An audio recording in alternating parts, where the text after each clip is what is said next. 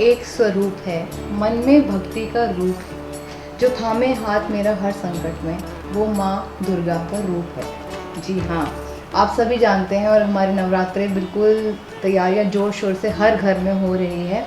तो आज फिर से लेके आई हूँ मैं दीप्ति जी के साथ, बहुत ही अच्छे हमें ज्ञान देंगी, क्योंकि बहुत सी चीज़ें होती हैं, छोटी छोटी चीज़ें होती हैं जो हम शायद कर नहीं पाते, देख नहीं पाते, लेकिन ज़रूरी होती हैं जो हमें नवरात्रों में शायद करनी भी चाहिए। बिल्कुल, है ना। और तो आइए मिलिए फिर से नवरात्रा स्पेशल एपिसोड हमारा टुडेज माइंड का।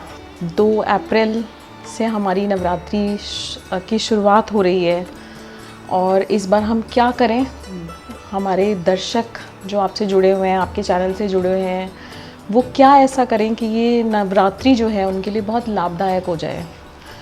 तो इस नवरात्रि की पहले तो हम बात करेंगे कि माँ की सवारी क्या होगी। हर नवरात्रि में माँ एक अलग सवारी पर सवार होकर आगमन करती हैं और इस बार जैसा कि नवरात्रि शनिवार को प्रारंभ हो रही है, चैत्र नवरात्रि, और शनिवार को माँ का वाहन होगा घोड़ा। तो माँ इस बार घोड़े पर सवार होकर आ रही हैं। तो इसे अगर हम नेशनल लेवल पर देखें, अपने इंडिया के लिए देखें या वर्ल्ड वाइड नेशनल लेवल पे, पॉलिटिकल लेवल पे देखें, तो कुछ उथल पुथल के संकेत हैं कि कुछ ऐसा जो सरकार के लिए चैलेंजिंग हो सकता है। अच्छा, ऐसा कुछ ये हमें नवरात्रि संकेत दे रही है। और इसी तरह माँ के प्रस्थान का भी एक वाहन रहता है और इस बार वो वाहन है भैंसा, और वो भी हमारे लिए उतना लाभदायक नहीं है।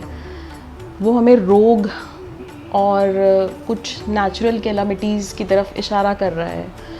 तो अब हम बात करते हैं कि हम इनसे कैसे बच सकते हैं, क्या ऐसा कर सकते हैं इस नवरात्रि में जिससे कि हम पर आने वाले प्रभाव जो हैं वो कम हो जाएं।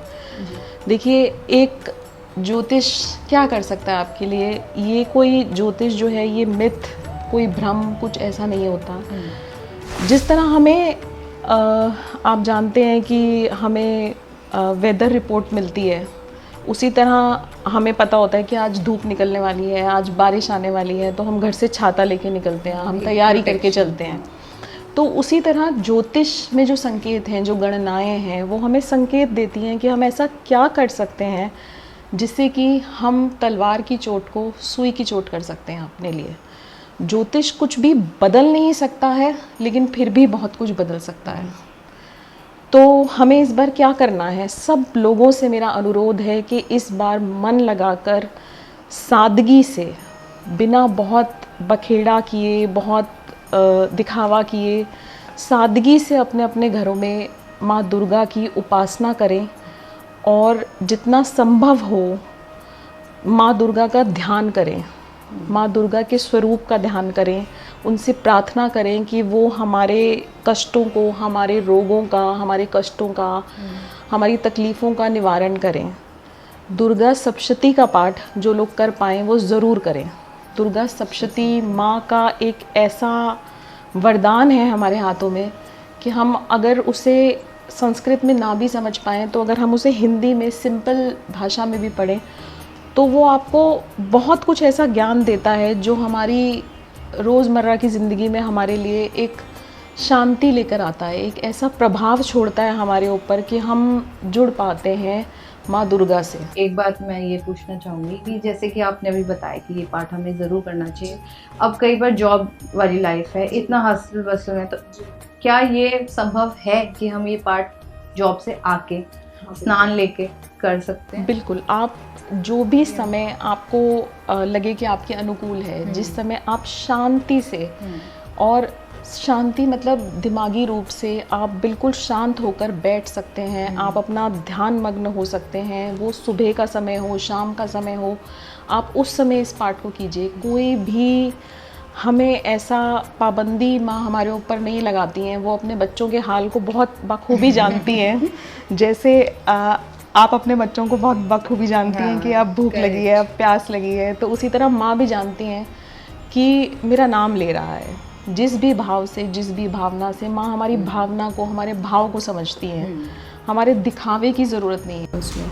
तो आप जब भी आपको लगे कि आपके लिए हाँ ये समय उचित है, आप उस समय बैठकर माँ दुर्गा का ध्यान करें। और जो लोग सप्तशती का पाठ ना भी कर पाए, वो सप्तशती में दी गई माँ के नामों की माला ज़रूर करें और माँ दुर्गा का 5 मिनट 10 मिनट ध्यान करें और घी की जोत लगाकर माँ दुर्गा का ध्यान करें। अब जो बहुत ही बड़ा सवाल है, जो हम सब यहाँ पर पूछना भी चाहेंगे, यहाँ पर सुनना भी चाह रहे होंगे मेरे व्यूअर्स, कि कुछ फाइनेंशियल टिप जो लिटरली मुझे लगता है शायद आज कोविड टाइम, इतना पेंडेमिक, इतना सब कुछ हो चुका है, लोगों के लॉस हुआ, आई थिंक लोगों ने अपनी हेल्थ में बहुत सारा फंड्स को लॉस किया है।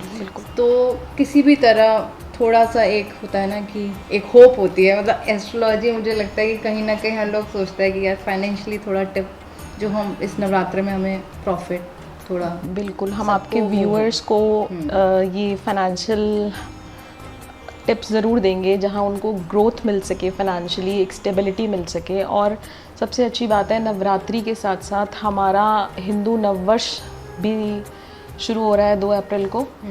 तो वो भी हमारे लिए एक अच्छा समय है जहाँ पर हम अपने लिए कुछ अच्छा कर सकते हैं, कुछ अपनी लाइफ में चेंजेस ला सकते हैं। हम सब इंग्लिश न्यू ईयर के बारे में हमेशा जानते हैं, हम बहुत सेलिब्रेशंस करते हैं, बहुत चेंजेस करते हैं, हम बहुत सारे सोचते हैं कि अभी हम ये न्यू ईयर आएगा तो ये छोड़ेंगे, ये डिटर्मिनेशन होगी हमारी, ऐसा होगा, रेजोल्यूशंस होते हैं, हमारे गोल्स होते हैं। तो उसी तरह इस बार हिंदू नववर्ष पर भी हम कुछ गोल्स, कुछ टारगेट्स सेट करते हैं।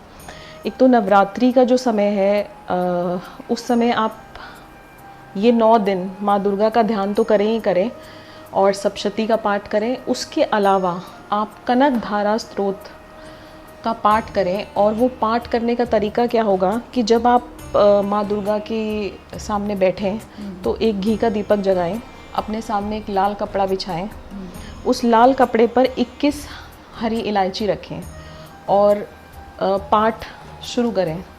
और वो पाठ पूरा होने के बाद आप चाहें तो वो पाठ, जैसे आपने पूछा कि लोग ऑफिस जाने वाले हैं, नहीं कर पाते हैं, तो जो रोज़ नहीं कर पाएँ वो अष्टमी नवमी पर करें। अच्छा, वो ज़रूर करें पाठ। वो करने से हमारी इलायचियाँ जो हैं वो अभिमंत्रित हो जाएंगी। अब वो हमारे लिए एक शक्ति का स्वरूप बन जाएंगी वो इलायचियाँ। उन्हें उसके बाद आप फोल्ड करके उस कपड़े को अपने लॉकर में, अपने बिज़नेस में जहाँ बिज़नेस करते हैं वहाँ गले में वो रखें। और इसी तरह फिर दिवाली पर भी कनक धारा स्तोत्र का पाठ करते हुए उन इलायचियों को खोलें और वो पाठ करें और फिर से एक बार उन्हें चार्ज करके अपने लॉकर में रखें, जिससे आपको बहुत अच्छे कुछ फाइनेंशियल गेन्स होंगे। और आने वाली नवरात्रि में 9 दिन तक जितना संभव हो सके आप दालचीनी का पाउडर लें। दालचीनी के पाउडर को अपने नहाने के पानी में 1/2 टेबलस्पून मिक्स करें और उससे आप बाथ लें।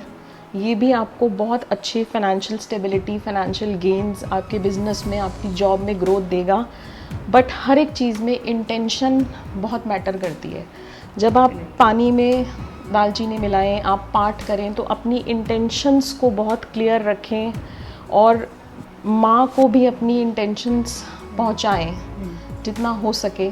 और पानी को भी आप, जैसे आप नहाने के लिए पानी तैयार कर रहे हैं तो उसको चार्ज करने का तरीका यही होता है कि आप अपनी इंटेंशंस डालिए उसमें, कि intentions like what we want, हमें क्या चाहिए, हम क्या चाह रहे हैं अपने लाइफ में, and suppose that we are getting it, उसको प्रेजेंट टेंस में आप इस्तेमाल कीजिए कि मेरा बिजनेस बहुत ग्रो कर रहा है, मेरा बिजनेस बहुत ग्रो कर गया है, मैंने फाइनेंशियल स्टेबिलिटी हासिल कर ली है, अब मैं फाइनेंशियली अब मैं फाइनेंशियली स्टेबल हूँ। बजाय इसके कि आप ये कहें कि हो जाऊँगा, हो रहा हूँ, आप ये कहें कि मैं हो गया हूँ। मतलब उसे no present doubt should be there when you are applying all the remedies. It's the basis of astrology और it's the basis of spirituality as well कि भरोसा हमेशा पूरा रखें, कभी भी आधे मन से नहीं, चाहे वो दवाई हो और चाहे ये बिल्कुल एस्ट्रोलॉजिकल सब चीज़ का एक सबसे बड़ा सूत्र यही है, आपका भरोसा। तो उम्मीद रखते हैं कि नवरात्रि आपके लिए और आपके व्यूअर्स के लिए बहुत शुभ रहेगी। सभी को हमारी तरफ से नवरात्रि की बहुत बहुत हार्दिक शुभकामनाएं। तो I hope you all must have enjoyed this episode, and especially the part of that finance वाला, and please do share your comments, and if you want to ask anything, मतलब अगर आपको कुछ भी पूछना है दीप्ति जी से, यहाँ डिस्क्रिप्शन बॉक्स में आप जा सकते हैं, इनका कॉन्टैक्ट्स वहाँ पर है। अगर आप वहाँ पर रीच नहीं कर पा रहे तो आप हमारे ब्लॉग में ही जो कमेंट सेक्शन है वहाँ जाके कमेंट करिए, ज़रूर आपके क्वेश्चन का आपको आंसर भी मिलेगा। तो हम सबकी तरफ से आप सबको नवरात्रा की बहुत हार्दिक शुभकामनाएं। चढ़ गया मेरे अंग